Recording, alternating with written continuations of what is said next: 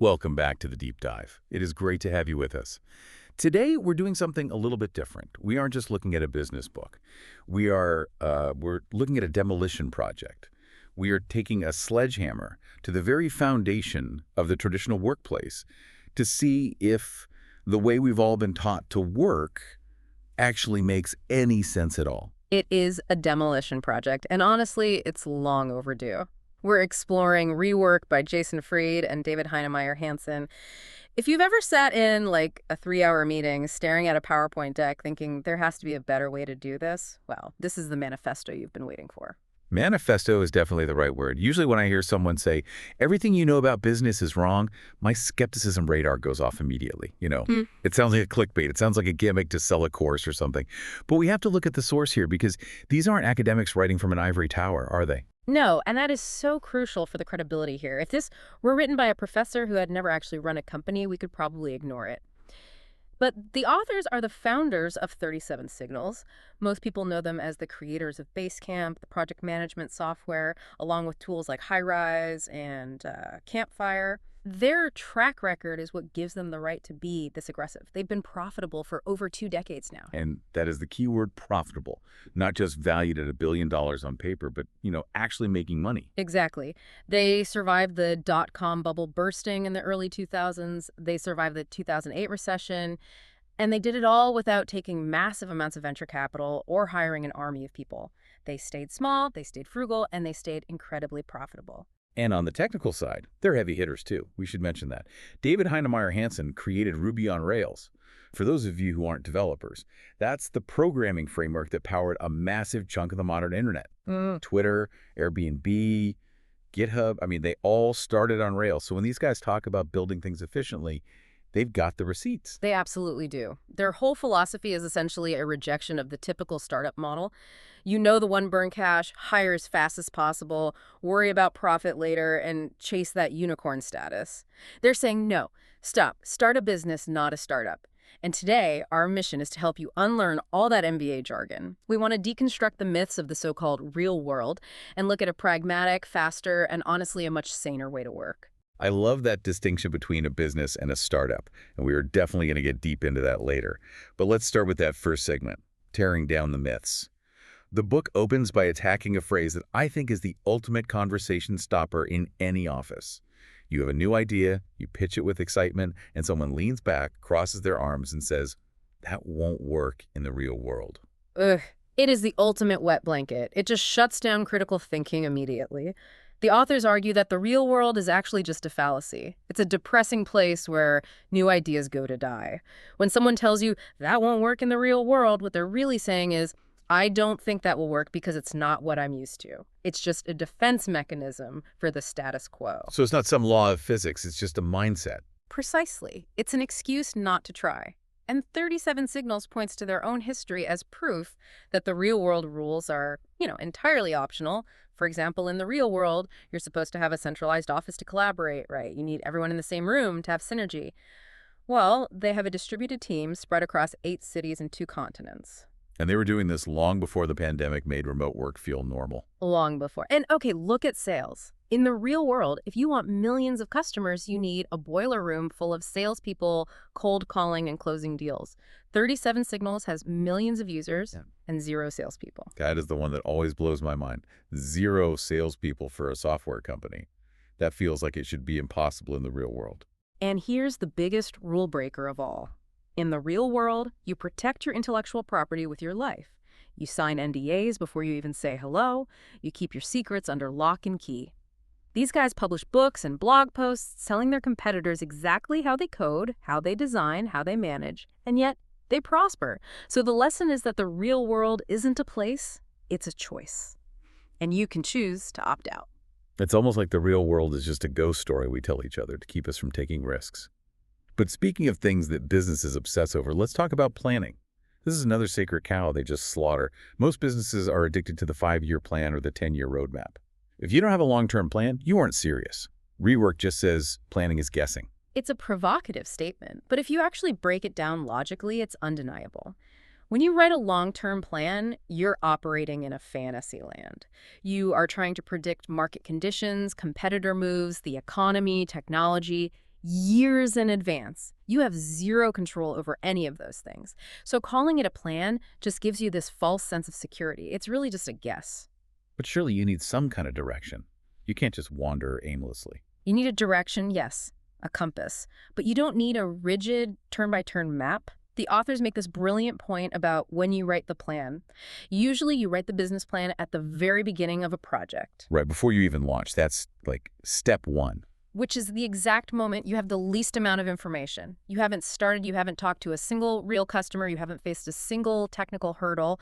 You are statistically at your most ignorant about the reality of the project. So why are you making the most critical long-term decisions right then? Wow, that is a really powerful reframing. You're locking yourself into a path when you are essentially blindfolded. Exactly. Their advice is to decide what you're doing this week, not this year. Be ready to improvise. They use this analogy of travel, which I think everyone can get. When you go on a vacation, do you map out every single footstep? Do you script every conversation you're going to have? No, of course not. That would be a nightmare. You just get on the plane. You get on the plane, you know you're going to Hawaii.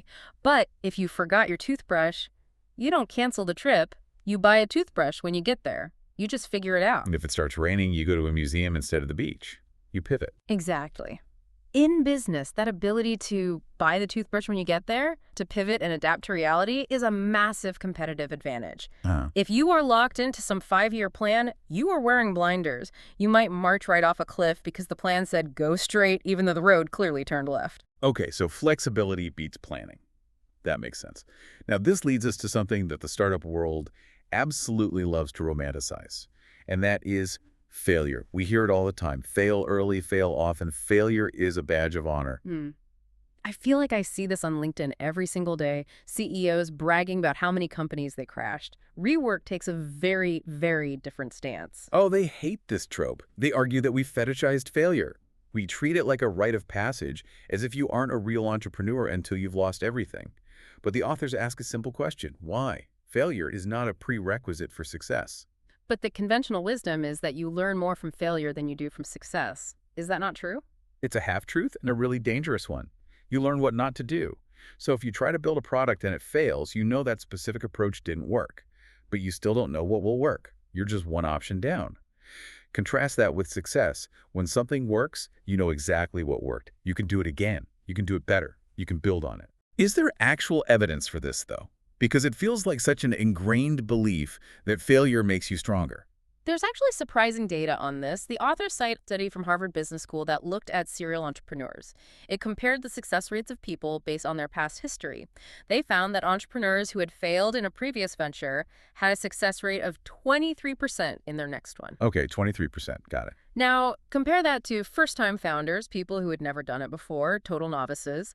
Their success rate was also around 23%. So failing gave them absolutely no statistical advantage over someone who was brand new. The lessons learned from failure didn't move the needle at all. That is depressing, but also fascinating. So the School of Hard Knocks didn't actually teach them how to win? Not really, but here's the kicker. Founders who had succeeded in their previous venture, they had a 34% success rate in the next one. So success predicts success. Success gives you real ammunition. It gives you confidence. It gives you a blueprint.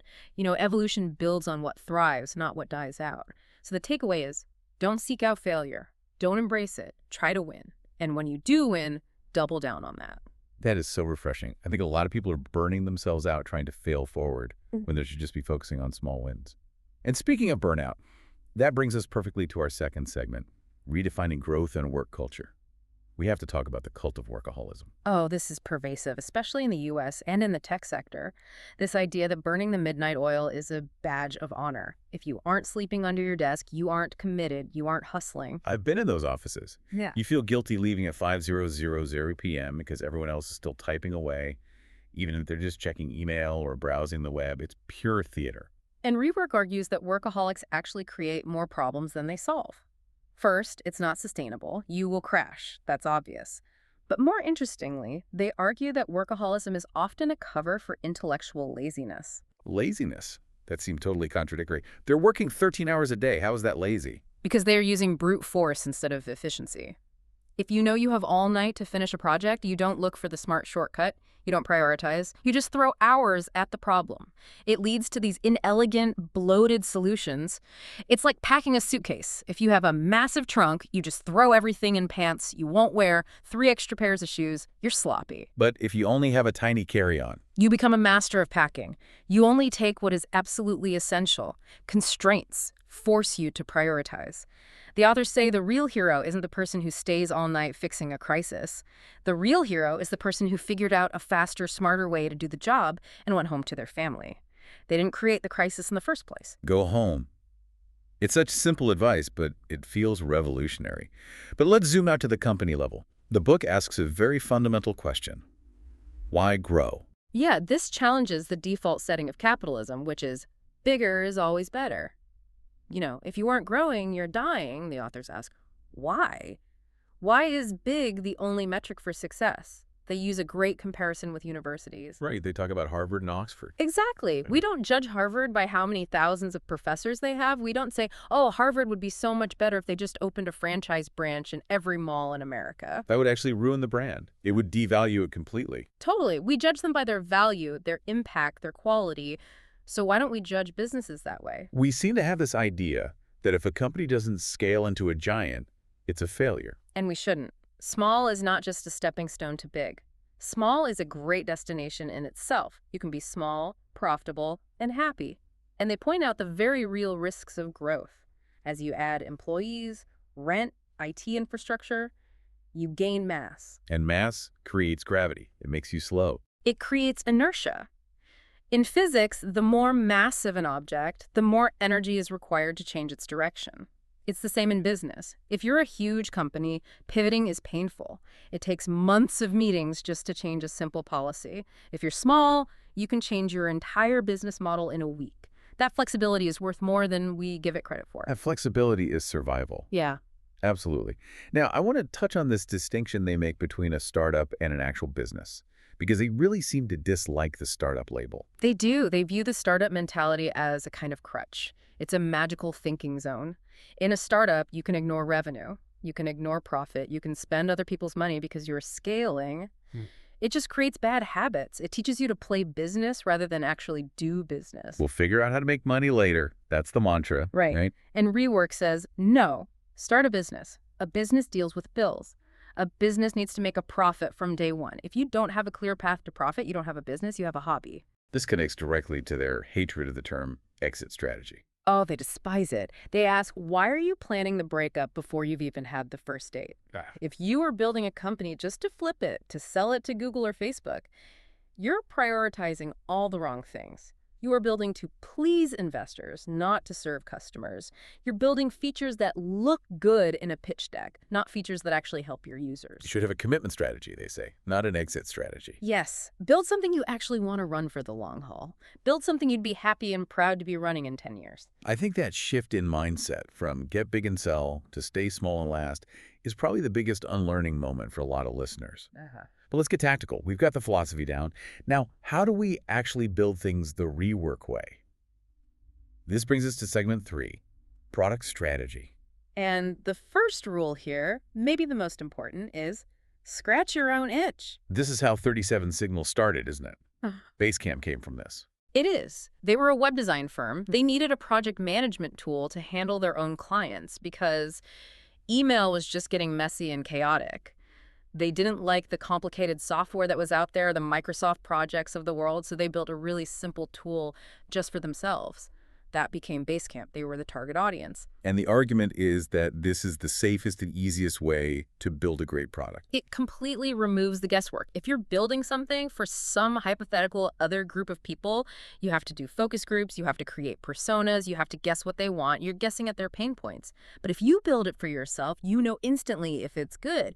If it sucks, you'll know, because you're the one who has to use it every single day. The book lists some incredible examples of this. James Dyson is a classic one.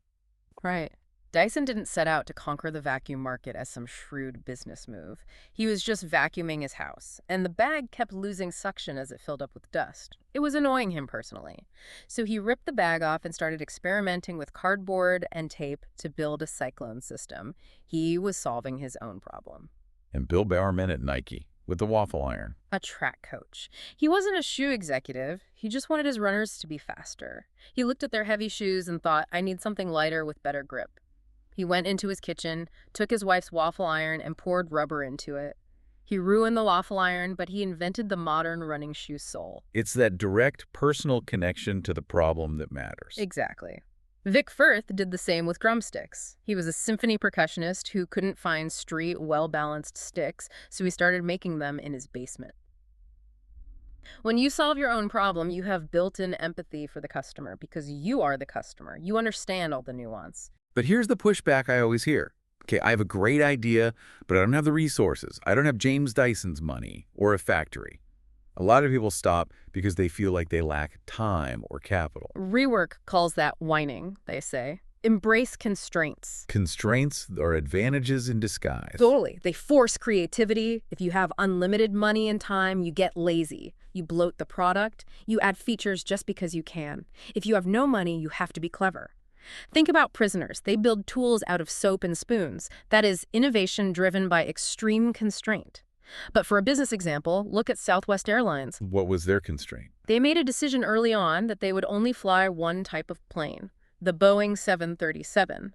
Now, a big legacy airline would say, that's crazy. We need small planes for short hops and big planes for international routes. Southwest said, no, one plane. That seems really limiting at first glance. It seems limiting, but look at the incredible efficiency it unlocks. Every pilot can fly every plane. Every flight attendant knows where the emergency kit is on every single plane. Every mechanic can fix every plane. You only need to stock one inventory of spare parts. That constraint is a huge reason why they're the most profitable airline in history. Another example they give is The Price is Right. I hadn't thought about this, but it makes total sense. I love this one. Think about it. That show has been on for decades. It has, thousands of game variations, but they all operate under one rigid constraint. How much does this item cost? That single simple constraint bred endless creativity. If they could do any game they wanted, trivia, physical challenges, whatever, the show would have been a chaotic mess. And 37 Signals themselves, when they built Basecamp, they had a major constraint, right? They had a 7-hour time difference between the partners, and they were running a design agency full-time. They couldn't just build a massive software suite. So they built less. They were forced to. And that leads directly to the next principle. Build half a product. Better a kick-ass half than a half-assed whole. I think we have all used software that tries to do everything. It's a calendar, a chat app, a video editor, and a coffee maker, and it does all of them poorly. Feature bloat. It's the worst. Exactly. If you have limited resources, don't try to build a Swiss Army knife that does 10 things poorly. Build a knife that cuts amazingly well. That's it. Cut your ambition in half. They compare it to filmmaking, which is a great analogy. It is. Editors cut good scenes to make a great movie. You have to be willing to kill your darlings. In fact, the authors mentioned that the book Rework itself was cut down from 57,000 words to 27,000 words. They cut it in half to make it punchier and more effective. And it works. It reads so fast because of that. Okay, let's move to segment 4. Execution. You've got your idea. You've embraced your constraints. How do you actually get it out the door? They have this concept called the epicenter. This is all about prioritization. When you start a project, there are a million things you could do, but there's usually only one thing you must do. The hot dog stand analogy is perfect here. It makes it so clear. It really clarifies things. If you're opening a hot dog stand, what is the epicenter? It's not the cart. It's not the fancy name. It's not the relish or the 10 different kinds of mustard. It's the hot dog. If you take away the onions, you still have a hot dog stand. If you take away the mustard, you still have a stand. But if you take away the hot dog... You have an empty cart. You have nothing. It's over. Precisely. So you have to identify the one part of your business that, if removed, destroys the whole concept. And you focus all of your energy there first. Everything else is secondary. But we get so distracted by the details. We worry about the logo or the font or the tiles in the shower, as they put it. Before the foundation is even poured, yeah. Their advice is to just ignore details early on. And they have a great tactical tip for this. Sketch with a Sharpie. A thick, fat Sharpie marker. Not a fine point pen. Right. Why? Because you can't draw fine details with a Sharpie. You can't worry about the shading or the perfect font size or the little icons. You can only draw big shapes and lines. It forces you to focus on the big picture, the flow, the structure, the core concept. If the idea doesn't work as a crude, ugly sketch, No amount of beautiful detail will save it. That is something I'm definitely going to try. I'm such a sucker for getting lost in the weeds. Yeah. But okay, once you have that epicenter, they say, launch now. And they mean now. Before you feel ready, if the core utility is there, get it out into the world. They tell the story of Camper, the shoe company. Yeah, the walk-in-progress store. They opened a new store in San Francisco before construction was even finished. The walls were empty. They just put cheap plywood over shoe boxes to display the shoes. And they gave customers markers and let them write all over the unfinished walls. And people loved it. They loved it because it was authentic. It had character. Crate and Barrel did the same thing in their early days. They used the actual shipping crates as display tables because they couldn't afford proper shelves yet. They turned a lack of resources into a core part of their style. And my favorite example is Basecamp itself. This is the ultimate proof that you don't need everything to launch. They launched a subscription service without a billing system. It sounds completely insane, right? Launching a paid product with no way to take people's money. But think about the logic. They offered a 30-day free trial. So on launch day, nobody needed to pay them anything. They bought themselves 30 days. Exactly. They had 30 days to build the billing system while people were already using and falling in love with the product. If they had waited to build the billing system before launching, they would have delayed the launch by a whole month. That month of feedback, of user growth, would have been lost forever. That is the absolute definition of just-in-time execution. Yeah. It's so bold. It's all about momentum. And that brings us to decision-making. Making the call is making progress. We tend to agonize over decisions. We want them to be perfect. We schedule meetings to plan the meeting where we'll discuss the decision. But decisions are temporary. That's the liberating truth. You can almost always fix mistakes later. 37 Signals gave another example where they wanted to launch an affiliate program, but building a system to pay cash to affiliates was complicated. Tax forms, international banking, legal compliance. It was going to take months. So what did they do instead? They just said, okay, for now, we'll pay in credit towards our own products. No tax forms, no banking. Simple. So it wasn't the perfect solution. No, but it was good enough to start. It got the program running immediately. They could figure out the cash system later if the program was even successful. The goal is to keep moving. Long projects zap morale. Quick wins build energy. Decisions are temporary. That takes so much pressure off. Okay, we are heading into the final stretch here. Segment 5, distinctive voice and marketing. In a world where everyone is shouting, how do you actually get heard? Rework says you have to draw a line in the sand. This goes right back to being opinionated. Great businesses have a backbone. They stand for something, which inevitably means they stand against something else. So you have to be willing to turn some people off. Yes, you have to. If you try to please everyone, you end up boring everyone, you become vanilla, you need to attract super fans, and you do that by taking a strong stand. Whole Foods is a great example they use. Right. They sell natural and organic foods. But it's more about what they don't sell. They don't sell products with artificial flavors, colors, or preservatives, period. There is no debate. They don't have meetings about it. It's a hard line. And sure, some people call it a whole paycheck, or they get annoyed they can't buy a Snickers and a Coke there. Of course. Yeah. But the people who love Whole Foods really love Whole Foods because they trust that curation. They know exactly what the brand stands for and what it stands against. Another great story in the book is Vinny's Sub Shop in Chicago. This is a tiny place. They make their own basil oil. They bake their own bread fresh every single day. And when the bread runs out, they close. Even if it's 2:00 in the afternoon, even if there is a line out the door. Even if it's 2:00 p.m., they will not sell a sub on day-old bread just to make a few extra bucks. That is a line in the sand. And what does it do? It tells the customer, we care about quality more than we care about your money. That creates a level of loyalty and scarcity that a generic sandwich chain can never, ever match. It's authentic. Which brings us to Mission Statement Impossible. The book just savages corporate mission statements. Oh, it completely destroys them. You know the type. We strive to provide exceptional service and exceed stakeholder expectations through synergistic value creation. It's just robotic word salad. It means absolutely nothing. They describe standing in a rental car office, dirty carpet, cold room, indifferent staff, and looking at this beautiful framed plaque on the wall talking about world-class excellence. It's a total joke. It's completely disconnected from reality. Rework says standing for something isn't about writing it down on a plaque. It's about living it. Vinny's Sub Shop doesn't need a mission statement. Closing the shop when the bread runs out is the mission statement. So don't write it. Do it. Now, this next concept is one of the most unique ideas in the book, and I think it applies to almost everyone listening. Sell your byproducts. This is brilliant. The idea is that when you make something, you always create waste or leftovers. In the industrial world, we learn to monetize this. The lumber industry used to just throw away sawdust. Then they realized they could press it into particle board or synthetic logs or even fuel. Henry Ford did this famously, right? He did. He had tons of wood scraps left over from building the Model T frames, which were made of wood back then. He didn't want to waste it, so he built a charcoal plant. That became Kingsford Charcoal. Which is still a huge brand today. But how does this apply to a knowledge worker or a software company? We don't have sawdust. We have information. We have experience. When 37 Signals build software, they learn things. They learn about coding, about design, about business management. That knowledge is a byproduct. Most companies just let that evaporate into thin air. But 37 Signals packaged it.